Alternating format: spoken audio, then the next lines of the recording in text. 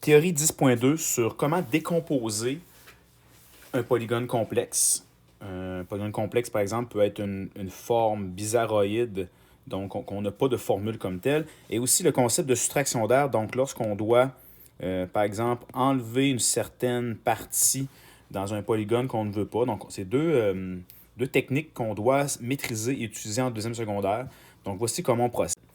Voici un exemple avec lequel on commence. On commence directement avec ce polygone-là. Il n'y a pas de nom comme tel à ce polygone-là. C'est un polygone qui est complexe par sa forme et sa non-conformité. Donc, il n'y a pas de formule, par exemple, je ne sais pas moi, grand B plus petit b fois H divisé par 3 qui nous donnerait directement l'air de cette figure-là.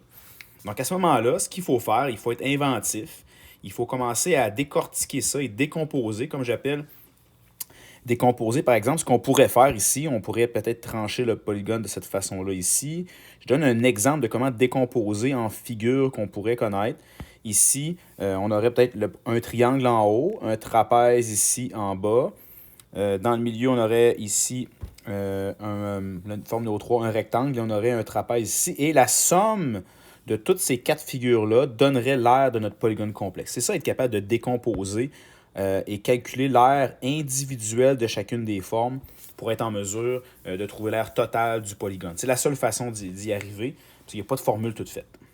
Donc, dans vos pages 6 et 7 de vos pages de notes de cours, vous avez l'exemple qui est ici, qui nous suggère, pour donner l'air du polygone complexe qu'on avait tantôt, on l'a mis sur un fond quadrillé, ça nous permet de mieux comprendre ici. Et on faisait un peu l'effort de trouver quelle décomposition parmi ces trois-là serait la meilleure pour calculer l'aire de cette figure-là. Donc, on voit que la 1, il y a on voit ici qu'il y a 1, 2, 3, 4 formes. Celle ici, on voit que c'est 1, 2, 3, 4, 5, 6 formes, mais que c'est toutes des triangles qui sont identiques. Et on voit celle-là derrière qui a plein de petites formes. 1, 2, 3, 4, 5, 6 formes. Donc, laquelle pour vous, donc il n'y a pas de mauvaise ou de bonne réponse. En fait, si on prend la forme numéro 2, je trouve ça intéressant parce que oui, il y a 6 formes, sauf que c'est toutes des triangles, c'est facile comme formule, sauf que il y a des triangles pour lesquels on ne serait pas capable de retrouver les mesures. Par exemple, le triangle du haut, là, vu qu'il y a des côtés qui sont comme en diagonale, c'est difficile de déterminer c'est quoi la mesure de la base et de la hauteur, tandis que c'est ça, le triangle ici, on est capable, mais les autres, il y a comme 3 triangles qu'on n'est pas capable. Celle-là ici serait plus difficile.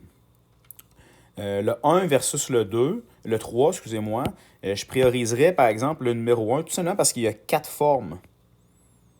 Versus ici, 6 formes pour la troisième décomposition. Donc, en ayant 1, 2, 3, 4 formes, ma démarche devrait être plus courte. Je suis capable de calculer toutes les distances que j'ai besoin pour calculer la forme de chacune des figures planes qui sont ici. Tandis qu'ici, j'aurais 6 calculs. 6 calculs. J'arriverais à la même réponse qu'au numéro 1, sauf que ce serait peut-être un petit peu plus long, plus de chances de me tromper. Donc, quelle décomposition te permet de calculer le plus facilement? Je dirais la numéro 1 ici, car il y a moins de formes. Donc, moins d'erreurs de se tromper. Voici comment on va procéder pour calculer l'aire de cette figure décomposable-là. Donc, tu peux continuer à prendre ça en note, bien sûr. Donc, la première forme ici. La deuxième, je les numérote. Question d'avoir une structure de démarche. Donc, j'ai un triangle en haut. On va commencer par l'aire d'un triangle. Donc, ici, dans l'exemple, je vais faire l'aire d'un triangle. Donc, l'aire de mon triangle.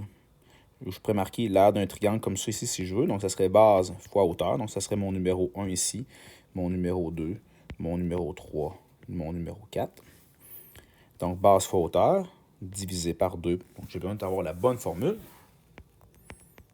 L'aire de mon triangle, ça va être ici. Je regarde la base. La base, à part d'ici, c'est dans mon triangle, jusqu'au bout. Je compte le nombre de lignes.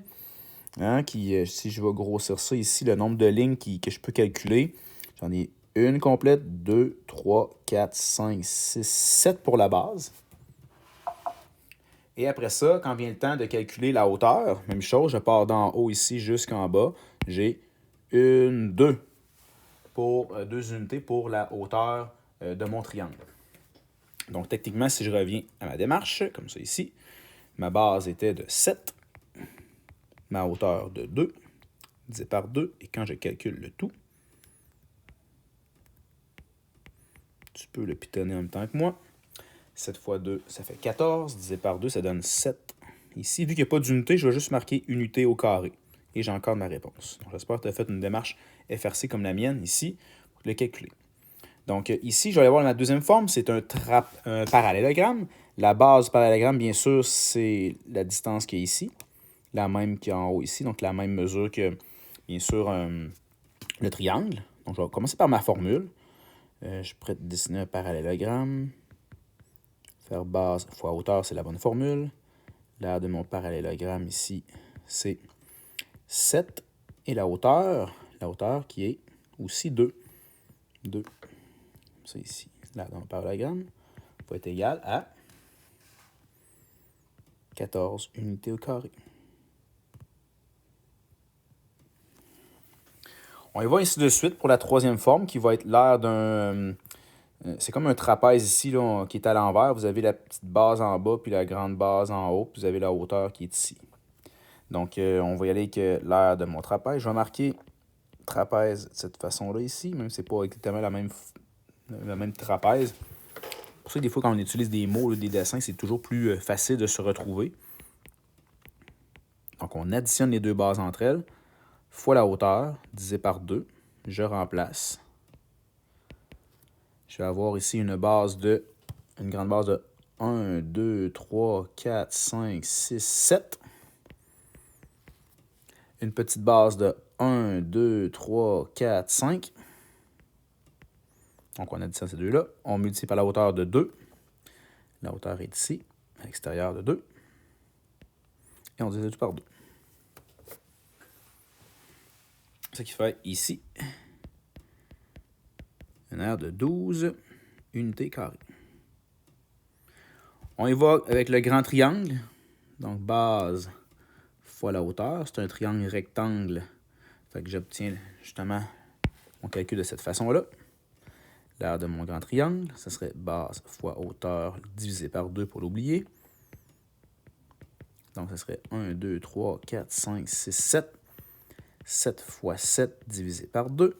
Même principe, hein, j'ai 7 unités pour la hauteur. Ce qui fait ici 24,5 unités carrées pour ici. Pour la dernière étape, donc je vous rappelle qu'en passant, le but, c'est de calculer l'aire de cette figure-là en entier, donc la décomposition de chacune des formes qui la composent. Hein. Si je reviens en arrière un peu, j'efface ce que j'ai marqué.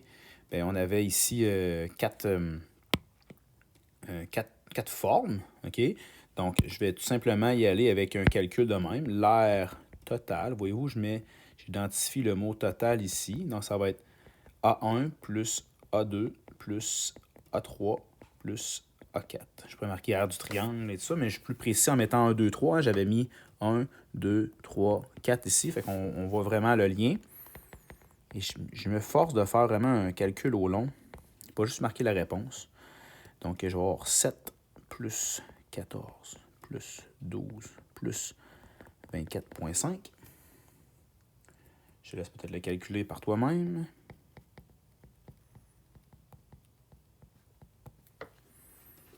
Quand je le pitonne.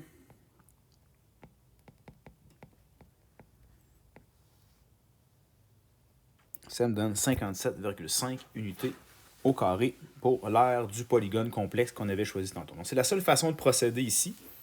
En fait, c'est la façon la plus efficace de prendre des formes qu'on connaît, le moins de formes possible, des formules qu'on maîtrise, et de l'appliquer, et on additionne le tout ensemble à la fin. Deuxième méthode, la voici. La deuxième méthode, c'est la soustraction d'air, qu'on peut voir ici. Si j'ai besoin de... je vais mettre la piscine en bleu pour vous montrer que la piscine, c'est de l'eau qu'on a ici. Imaginez-vous que vous avez ça à l'autre page. Il faut déterminer l'aire de la surface, okay, qui est un trottoir uniquement. Donc, la piscine est en bleu, comme vous pouvez voir ici. Je ne sais pas, la question pourrait être, on veut déterminer la partie, là, on veut recouvrir la partie ici d'un enduit ou d'une peinture spéciale. Donc, on aurait plusieurs façons de procéder. On pourrait tout simplement passer par la décomposition, comme on vient de voir, fonctionnerait. Sauf qu'il faudrait faire, par exemple, un rectangle ici. Il faudrait faire un deuxième là. peut-être un troisième ici, puis un quatrième. Donc, ça commence à être long de décomposer. Puis là, des fois, ça peut être plus difficile que ce qu'on voit là. Fait que la suggestion qu'on apporte ici dans une situation comme celle-là, c'est tout simplement d'arriver avec une soustraction d'air, donc de calculer la grande forme au complet. Donc, je t'explique. Je vais mettre, bien sûr, je vais calculer en entier la partie qui est ici, au complet, la piscine et le trottoir, donc la grande surface. Et ce que je fais après, je calcule l'air de la partie que je ne veux pas recouvrir, bien sûr, de peinture ou d'antidérapant ou je ne sais pas quoi, là. Je le calcule séparément et je vais soustraire les deux. Donc, à ce moment-là, il va juste rester la partie que j'ai besoin au centre. Donc, c'est comme deux calculs qu'on fait une soustraction après. Donc, c'est beaucoup plus rapide. Je t'explique la partie ici. Donc, l'air de la partie que je dois de la grande surface. Donc, c'est l'entité, c'est toute la partie qui est ici. Donc, je calcule, c'est un rectangle. Donc, 1, 2, 3, 4, 5. C'est 5 par 1, 2, 3, 4, 5, 6 par 6. Donc, base fois hauteur. Encore une fois, je n'ai pas d'unité ici pour faciliter la compréhension. Ma base, c'est 5 fois 6, ce qui fait l'air de mon total, de mon trottoir et de la piscine. OK? Ça fait 30 unités ici. L'air après ça de ma piscine, je rappelle la piscine qui est ici. Donc, les dimensions, c'est peut-être 2 carreaux. J'ai barbouillé pas mal, là, mais on voit que c'est 2 par 1, 2, 3 par 3. Donc, on va le calculer ici, l'air. Puis là, je vais être plus spécifique dans ce que j'ai écrit. L'air de la piscine, qui va être écrit base fois hauteur. J'ai une situation, je peux être spécifique dans le nom de la forme que je donne. Donc, 2 fois 3. L'air de ma piscine sera égal à 6 unités. Si je veux être spécifique, bien sûr, je peux aller voir la partie qui est ici puis la modifier. Vous allez comprendre ce que je veux dire par la modifier. Donc, au lieu de marquer juste un rectangle, je pourrais juste marquer l'air, la partie ici, puis l'air total. Donc, il comprend le trottoir et la piscine. Voyez-vous? Et la seule méthode, la méthode la plus efficace, en fait, pour trouver ça, c'est à la suite, là, la troisième étape qui est juste en dessous. Je vais aller calculer l'air de mon trottoir. L'air du trottoir, c'est l'air total moins l'air de la piscine. Et j'ai déjà calculé l'air du trottoir ici et l'air de la piscine là. J'ai juste à remplacer la partie ici, 30 moins 6. Ce qui fait l'air de mon trottoir, qui est égal ici à 24 unités au carré. Et voilà, j'ai utilisé le concept de soustraction d'air directement pour... je me simplifie la vie en partant, en calculant la totalité du grand rectangle. Je calcule après ça la partie donc, que j'ai calculée en trop, que je veux éliminer, et je le soustrais tout simplement. Donc 24 unités, c'est la partie qui serait en rouge ici, là, qui est la partie du trottoir.